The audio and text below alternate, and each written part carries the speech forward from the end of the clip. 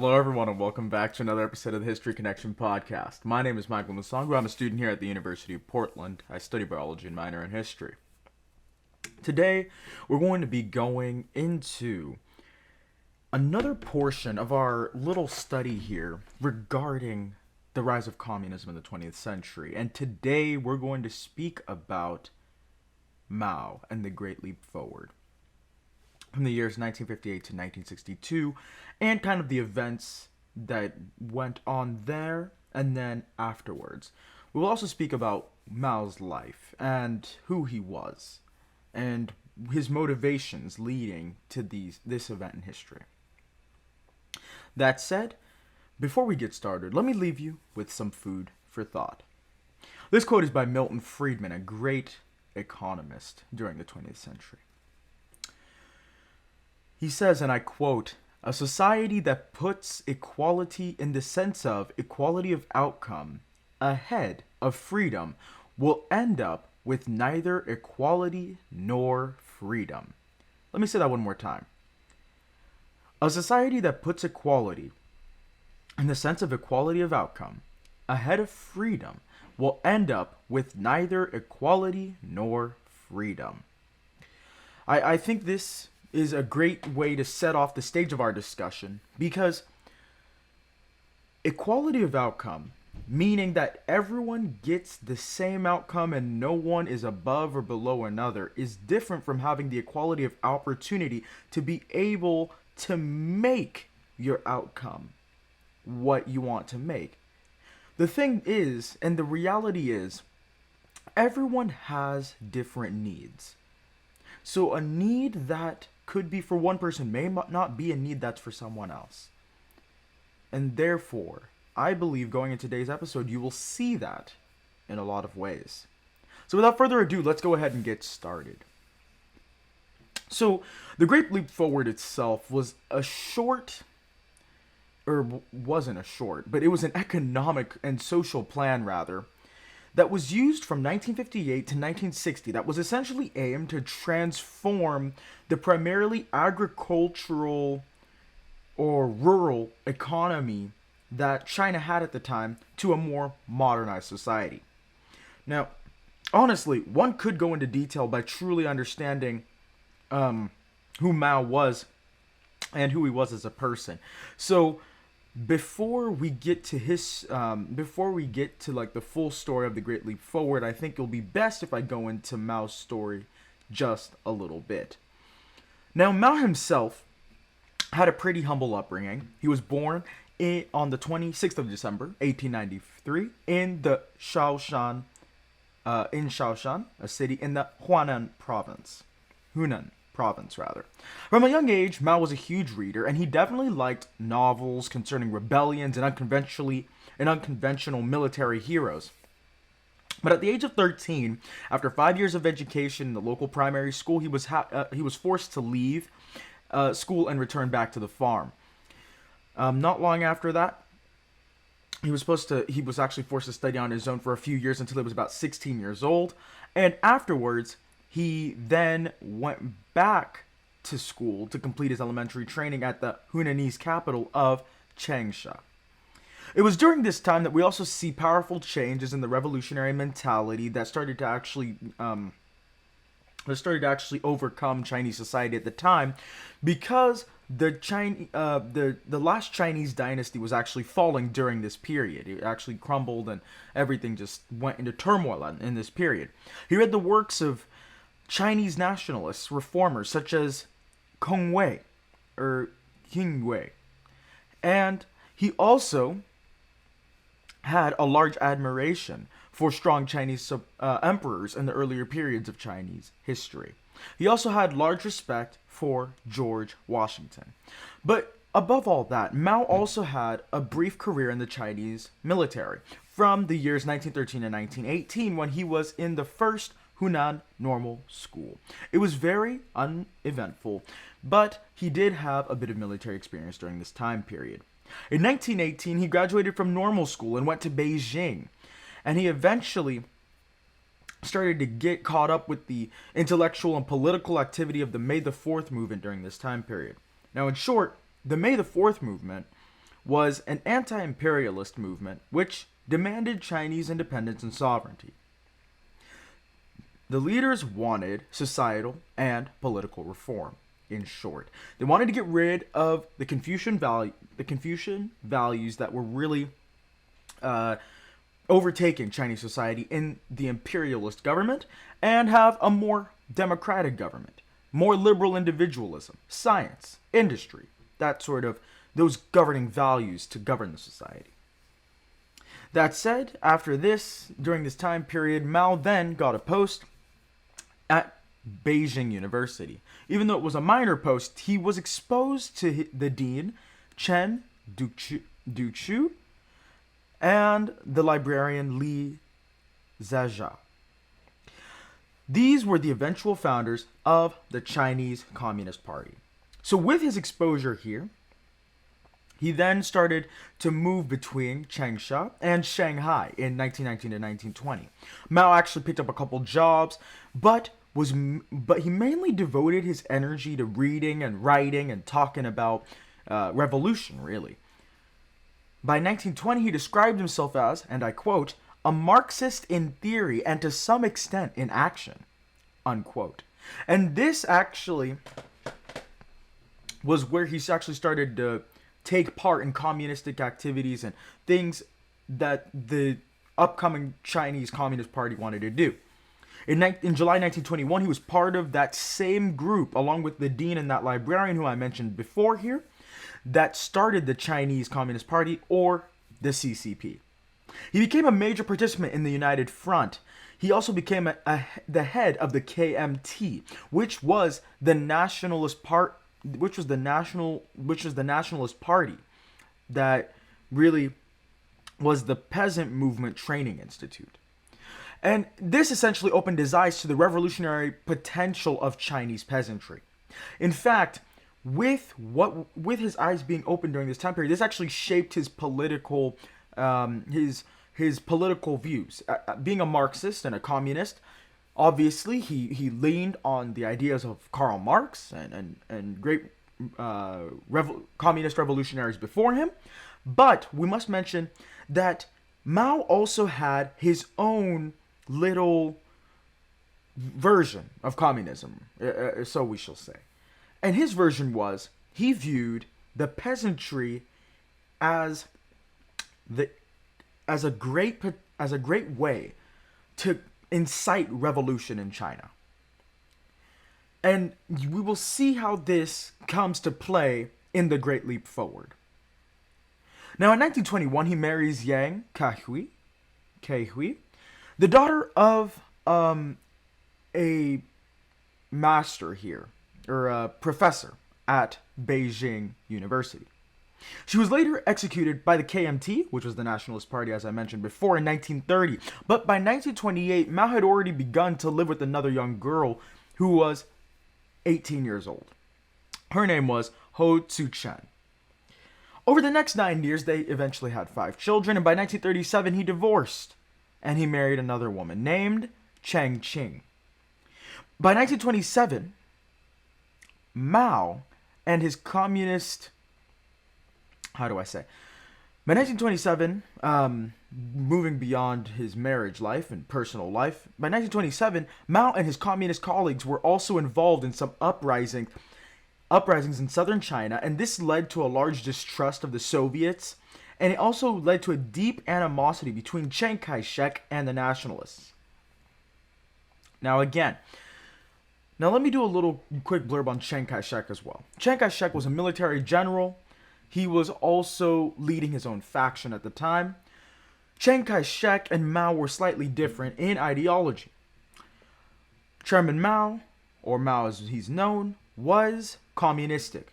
His idea was China to become a great nation, and that's through the hands of communism. Chiang Kai-shek had a wife that was actually from America. Chinese born, of course, but she studied in America. So Chiang Kai-shek was actually very sympathetic to the West and their values, and actually believed that China should also become a prosperous nation, but that was to come through the world of capitalism. So there was a lot of deep animosity that was going on between Mao and Chiang Kai-shek because their values were different. Actually, in World War II, quick side note here, FDR, or Frederick Delano Roosevelt, he actually was very sympathetic to Chiang Kai-shek before the war started, and even after the war started, he was still very sympathetic to him. Actually, FDR thought that China was was also supposed to be a prosperous country. He was very sympathetic to the Chinese ideal of rising up and becoming a strong nation. But eventually, over time, FDR started to believe lies that were told to him that Chiang Kai-shek was not doing any fighting against the Japanese, but rather it was the communists, led by Mao, of course. And of course, FDR chose to believe that Chiang Kai-shek didn't do anything, and that it was Mao, when it was actually the reverse. Chiang Kai-shek was a military general, actually. So he was actually fighting the Japanese, while actually the communists with Mao were actually doing nothing. But regardless of all this, the key here is there was a lot of animosity between Mao and the nationalists and Chiang Kai-shek. All right. During all this time of deep animosity and all these uprisings that were going on, Mao then retreated back into the mountains with some of his followers. And they retreated to Chiang. And he faced a lot of realities during this rural revolution. He also established the Red Army and the development of a defensible base area in his late 20s and 30s. Or in the late 20s and 30s, rather. He also consolidated his rule over the party in the years after the Long March, and he directed a lot of strategy during the Sino-Japanese War and the Civil War. The Chinese Civil War, that is. The Sino-Japanese War, for a quick background here, was really when having to do with the Japanese invading China, thinking that they could take over China. And really what this led to were major atrocities in history on the Chinese at the hand of the Japanese, such as the rape of Nanking. We will go over this specific episode in history later on. But that was part of the Sino-Japanese War. This was really the beginning of World War II in the Pacific during this time period.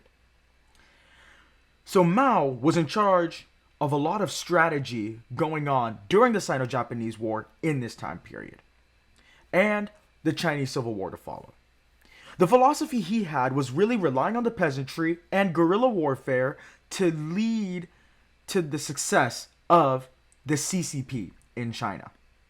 Following the establishment of the People's Republic of China in 1949, Mao did a lot of political initiatives that transformed China.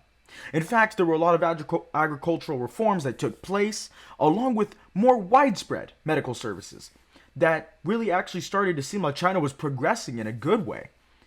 But we then lead in these reforms to what happens in the episodes surrounding the Great Leap Forward.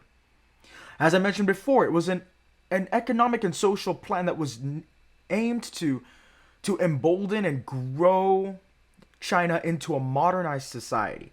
Kind of in the same way that Stalin wanted to grow and modernize the Soviet Union.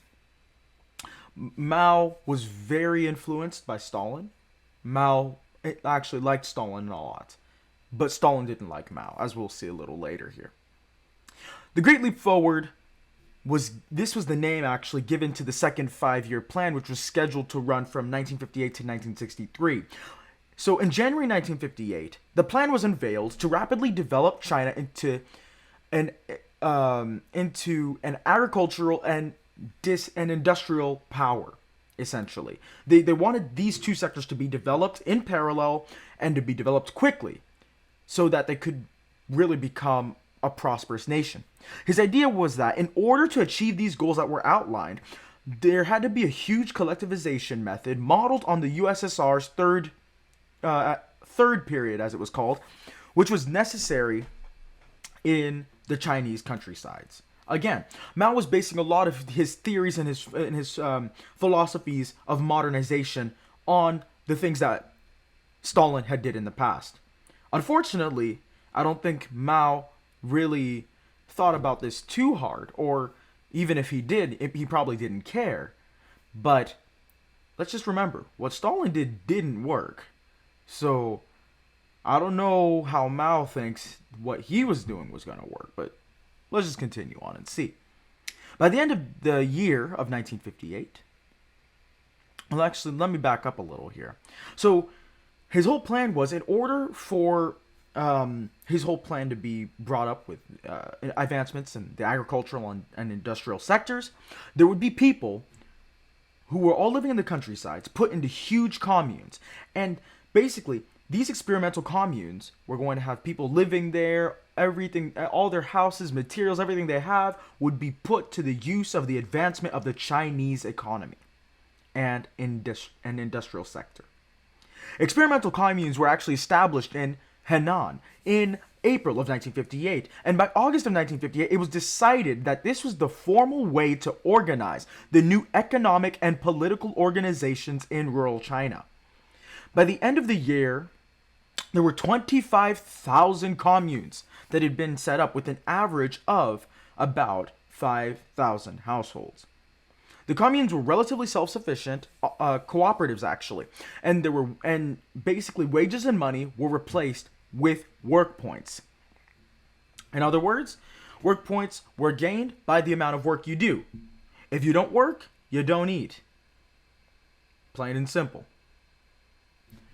Now, Mao saw in his mind that grain and steel production were the key pillars of economic development. In fact, it was decided before what was decided at the Politburo meetings, he made a prediction that within 15 years, the Great Leap Forward would actually lead to steel production that would pass that of the UK. And of course, we know that the UK was the leader of the Industrial Revolution. So it was decided at the 1958 Politburo meetings that steel production would actually double, and that most of the increase would actually come through the backyard steel furnaces. So they had to, at all costs, ramp up and vamp up their steel production to beat UK with his prediction in his mind. Now, what is interesting is that these backyard steel furnaces, there were a couple units that were showed to Mao in a place called Hefei and Anhui. These were claimed to be high quality. They claim these steel furnaces, were claimed to be manufacturing high quality steel. The problem is that the steel was actually produced elsewhere. But what was shown to Mao in Hefei and Anhui was the steel that was actually from elsewhere, and he was convinced that it was from these steel furnaces, in these backyard steel furnaces. So he basically said, this is great, so basically our steel furnaces work, therefore we need to ramp up our production. So Mao encouraged the establishment of steel furnaces on every commune, and to fuel these furnaces, the local environment was stripped bare of trees and wood taken from doors and the furniture of peasants' houses, and they were basically all fueling those furnaces. And other things like pots, pans, and other metal artifacts, they were all taken to supply the scrap for the furnaces so that production targets could be met. Many of the male agricultural workers were actually diverted from harvest station to help the steel and iron production. And and not only this, actually, workers in hospitals, factories, schools, they were also taken out of their own places to aid in steel production. Now, honestly, from what I just told you about how those backyard furnaces were actually pretty terrible quality to making the steel that was trying to be made in these plans, if you couldn't tell already, the steel production of people who, were schoolmasters and doctors would not be able to bring out the high quality steel that Mao did see when he was in Hefei. right? So essentially what happened is that there were actually low quality lumps of pig iron, which was useless economically. So Mao, at this point, he starts to have a major distrust of intellectuals. And he started to have a large distrust in the power of the mass mobilization of peasants. And this led him to basically perform this whole countrywide effort without consulting expert opinion. And what is interesting here is that, Mao had a distrust of basically everything and everybody. And he basically made decisions without even regarding experts. And something that I would like to contrast here with, like, between Mao and Hitler, for example. At least during World War II, when Hitler did make military decisions, when he tried to conduct war strategy, he at least tried to consult experts. Even though they had the wrong figures and stats, at least he was going off of expert opinion, right? Mao went to a level of hubris where he didn't even acknowledge expert opinion. He thought the way that he was doing was right to achieve this social utopia of everyone being equal, no one being above another. Everyone has to work and get what they basically eat what you kill. And if you don't kill, you don't eat. Now, it's unfortunate because, in short, on these communes, there was a lot of radical agricultural innovations that were actually promoted by Mao. And what's sad about this is that many of these ideas were based on concepts by a Soviet biologist named Trofim Lysenko, who was a discredited Soviet biologist. Some of these policies included close cropping and deep plowing. Now, of course, I've taken a couple environmental science classes, and I can tell you, for one, close cropping is such a bad idea because you're literally going to ruin the quality of your plants when you plant seeds so close together. Some of them may not even grow in that aspect. And if you dig way too deep and plow too deep and plant too deep, again, chances of moisture getting all the way into the ground if you dig a seed in 2.5 feet underground is also quite small, chance-wise, of course. In early July to August of 1959 in Lushan, there was a conference on the progression of the Great Leap Forward program. Now, of course, many of the leaders at this point had reservations, but the only one who spoke out about this was Marshal Peng Dehuai. Mao used the conference to dismiss Peng, and he dismissed him from his post as defense minister, and he actually denounced him and his supporters as the bourgeoisie, or as bourgeois people, right? The bourgeois meaning, the capitalist exploiters, and the proletariat, which is the working class. So he decided to launch this campaign that extended nationwide against rightist opportunism. And Peng was actually replaced by Lin Biao, who began a systematic purge of Peng's supporters from the military. And regardless of the terrible innovations that happened in 1958, the weather was actually okay. It actually turned out okay. So the harvest actually turned out to be promising, which means, hey, maybe there was hope for this program to work. But unfortunately, there was a lot of labor that was diverted to steel production, and because of this, the harvest was left to rot, and a lot of it was left uncollected. So the problem was, now you have a harvest that is rotting in some areas, and you have a lot of crops that are going uncollected and everything. So you can see where this can go bad, because one, we're going to have a shortage of food pretty soon, and second, to make things worse, there were now locust swarms which were caused when their natural predators were killed as a part of the Great Sparrow Campaign.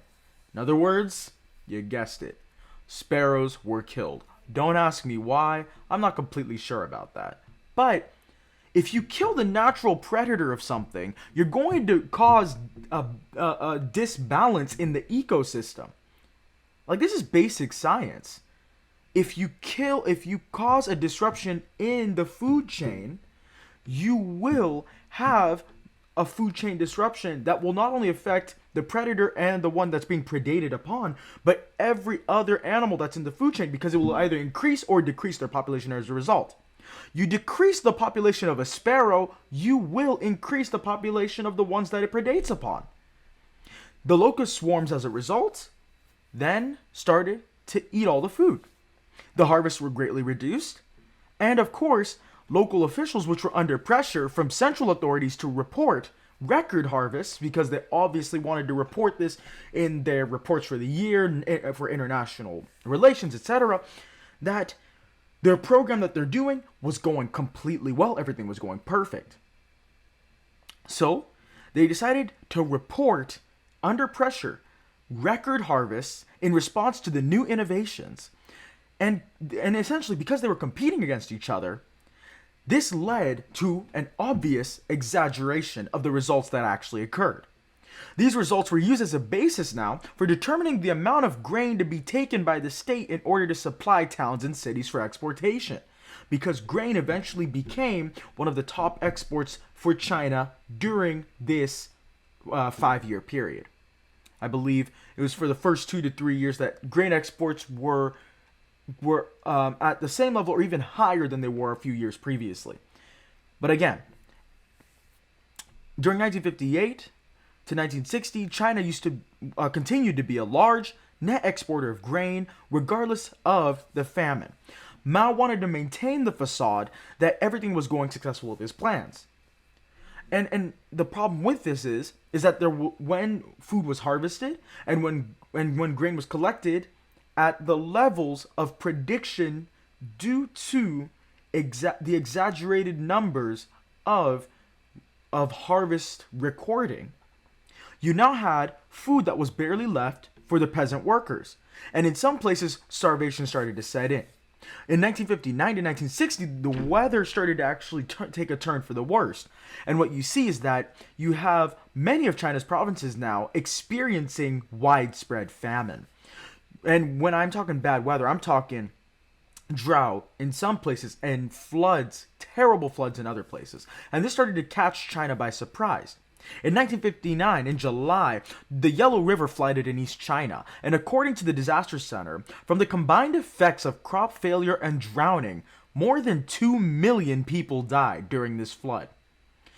By 1960, there was a drought also, and this affected about 55% of cultivated land, and an estimated 60% of northern agricultural land received no rain at all. If you have 60% of cultivated land receiving no rain, the chances of you getting a crop on this level of unarable land in this time period will also be very low. Because of this, urban areas suffered much reduced rations, because again, under his system, there was rationing, of course. Because again, no one's supposed to get more than another, right? Everyone's supposed to get the same, based on this idea of equality of outcome. No one's supposed to be any different. Therefore, there were a lot of reduced rations. You get what you kill, and even if there isn't enough, you'll get a lesser amount of what you really worked for. I mean, that's fair, right? That said, there was mass starvation, mainly in the countryside, of course. And this was again due to the inflation of the production statistics. There was little food left for the peasants to eat. And what's worse is that the provinces that had adopted Mao's reforms with the most enthusiasm, that really did the most work, that did the most cultivation, they actually suffered the worst. It was actually reported that cannibalism actually occurred in parts of China. I was reading a report a couple months ago on this. And actually what it was is that you see people actually finding dead bodies and literally just trying to, they were eating anything. I heard reports of people were resorting to eating grass. Some would eat dirt in efforts just to fill their stomach, and they would die from eating dirt because they had no food to eat. And those who did resort to cannibalism, they probably didn't survive very much longer because of the starvation that did occur. The agricultural policies of the Great Leap Forward program and the associated famine would actually continue on until January of 1961. Grain exports were stopped, and imports from Canada and Australia helped reduce the impact of food shortages in most of the coastal cities. Because again, Mao really, during this time period, one, he didn't want to admit he was wrong. That's something I think most people don't understand. Mao, during this time period, when Peng brought his report to him and said, hey, I don't think this is a good idea, Mao said, you're wrong. You spoke against me. I know what these people need. Therefore, I'm going to go with my way. And whether other people realized it and whether they did want to admit it or not, that's one thing. But Mao decided to go ahead and go with his plan. And some of the reports I read were there were at least 45 million casualties. I will get to the numbers here later in just a moment. But because Mao wouldn't admit that his plan didn't work, and he kept going up with this hubris of, we need to look good for the world, we need to make sure that our production doesn't drop, unfortunately his plan collapsed. And by 1961, with what collapsed, there was a reversal of the Great Leap policies that did occur. And that's when the food imports from Canada and Australia started to come in to help stop the famine in most of the coastal cities. The consequences of the program were pretty severe because the official toll of excess deaths in China were 14 million, as reported by China, of course. Scholars have estimated that there were anywhere between 20 and 43 million people that were killed at the hands of Mao. And, of course, some of the reports, as I aforementioned, I read, said up to 45 million people were killed in this one event at the hands of Mao. And Mao is considered to have killed the most people in the 20th century. Stalin killed a lot of people, that's for sure. Stalin killed, I think, he killed 4.5 million in Ukraine, 1.5 million in Kazakhstan. He killed 1.2 million in his great purges of the late 30s. He also committed the Caton Forest Massacre during World War II, or during that time period. Stalin killed a good amount of people, probably around 10 million, maybe 11, 12 million, somewhere there. I can't do all that math in my head. You can go look up the numbers, you can go do the research.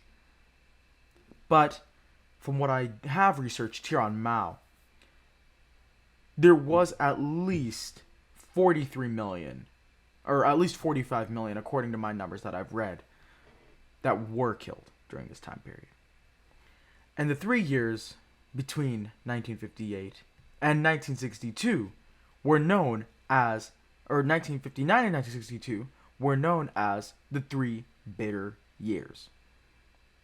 Now, regardless of this, there are some things that must be noted. The Chinese economy did grow vastly. Initially, it did grow a lot between 1958 and 1960. And it grew 45% in 1958, 30% in 1959, between 1959 and 1960. So there was a lot of growth that did on the outside seem that there was a lot of progression going on in the Chinese economy. But by 1961, we saw growth decrease drastically. But eventually, by 1964, you then saw the 1958 levels of growth come back again. So in all of this that did occur, there was a lot of pain and there was a lot of trouble. And even after the Great Leap Forward program, Mao still started initiatives that were basically, the capitalist restoration. That's what it was called, the capitalist restoration movement, or initiative, I should say. He led China's divorce from the Soviet Union when it comes to foreign policy and the things that he did. He also domestically started to become very weary of social and political inequalities that his subordinates were doing in order to approach development. So in realizing that his Great Leap Forward program didn't work, he started to really become very wary when it caused mass inequalities. Mass inequalities in social and other development. By 1966, he initiated the proletarian cultural revolution, which actually caused a lot of people who opposed his policies to be removed. In fact, there was so much disorder that was caused that the military actually had to be called in to restore order in 1967. And as I mentioned before, the defense minister, Lin Biao, who was designated as heir apparent for Mao, he was actually placed as heir apparent. He started to have doubts. Mao started to have doubts about him, and he actually started to challenge him more in the political realm.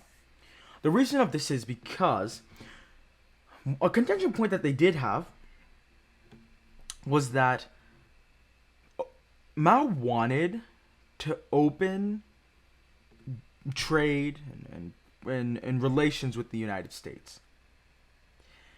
And this was advocated by Mao and Zhou Enlai as counter to